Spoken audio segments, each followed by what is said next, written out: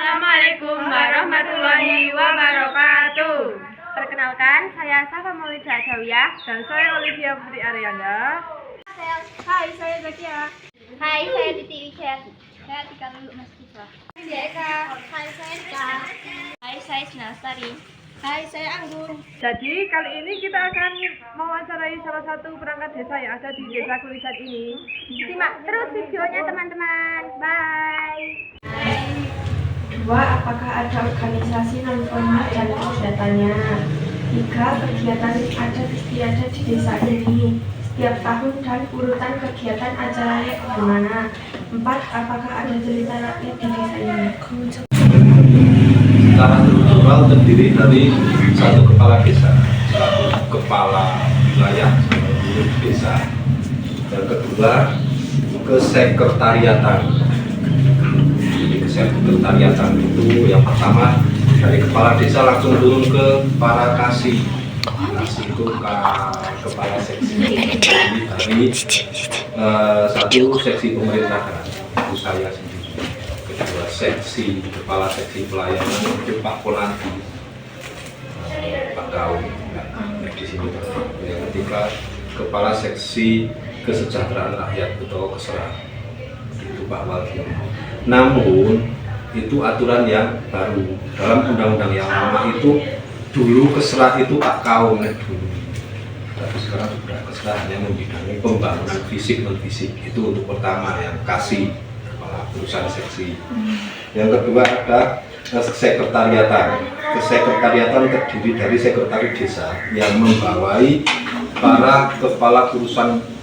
Jadi kepala urusan itu sekdes itu terdiri dari bawahannya yaitu kaur keuangan, kepala urusan keuangan, kepala urusan tata usaha dan umum, dan kepala urusan perencanaan. Di desa Kulisan itu ada satu jabatan yang menjabat dua jabatan, yaitu kepala urusan tata usaha dan umum dan perencanaan, karena memang keterbatasan fasilitas. Jadi untuk menambah personil kaur perencanaan itu harus ada kontrak, dan desa Kulisan punya kontrak untuk kaur perencanaan. Selebihnya untuk kepala dusun itu langsung di bawah kepala desa. Jadi kepala desa itu turun ke kepala seksi dan kepala dusun. Dan lalu ada satu lagi kepala desa yang turun ke sekretariatan, yang di bawahnya ada sekretaris desa dan kepala urusan desa.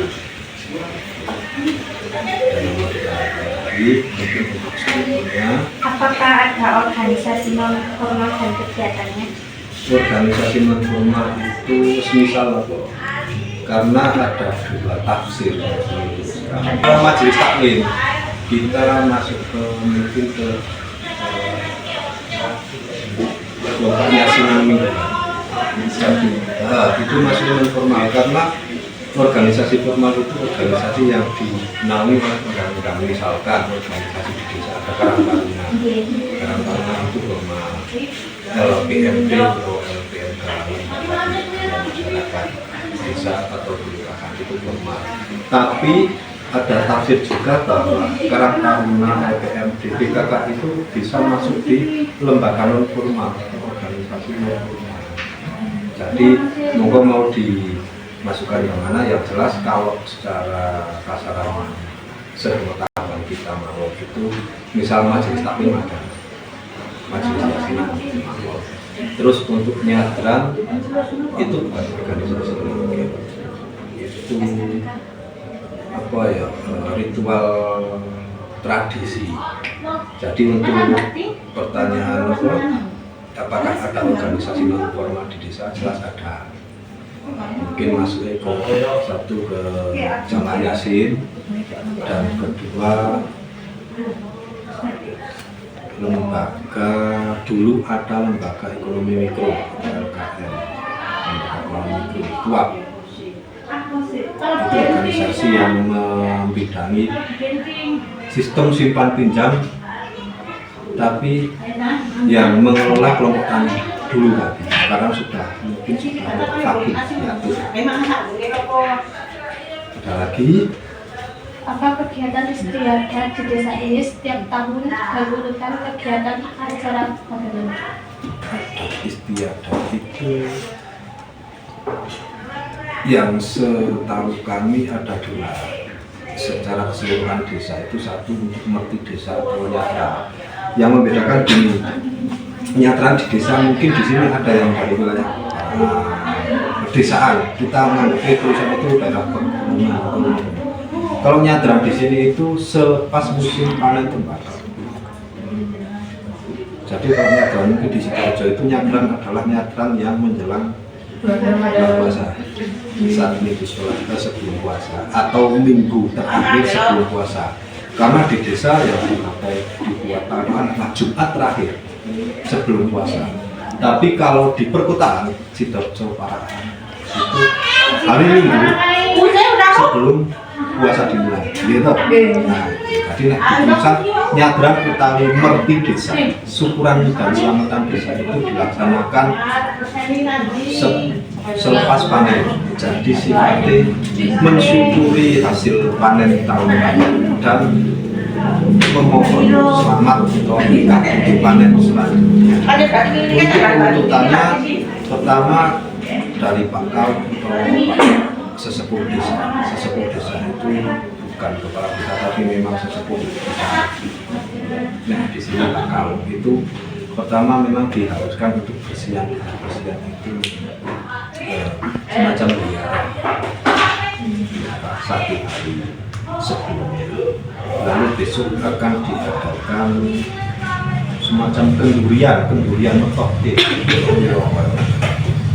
pakai itu bacaan itu pagi-pagi tiap sesuai mufakat musyawarah di sini. Dulu merti desa itu jatuh pada 7 kliwon, tapi selepas ada sedikit permohonan dari beberapa warga yang mohon diganti karena kurang luwes untuk hari itu. Beberapa tahun ini diganti Jumat Legi. Jadi Jumat Legi pagi itu kita arah-arahan pakai gempong, nanti bacaan di desa. Selepas itu selesai acara ritual bacaan jam 12 kita masuk ke pagelaran wayang. Dan di situ juga tradisi-tradisi misalkan ruatan ini diambil oleh pagelaran. Selepas itu mungkin acara hiburan lokal di Jalan Jepang, Lampung atau festival pokoknya kesenian bisa kita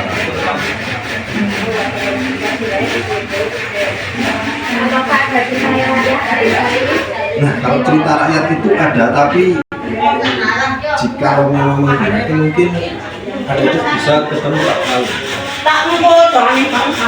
Iya Pak Raul, karena untuk cerita rakyat itu kita harus cerita rakyat itu kita saya secara pribadi mungkin lebih menganjurkan untuk satu pintu. Jadi kalau saya cerita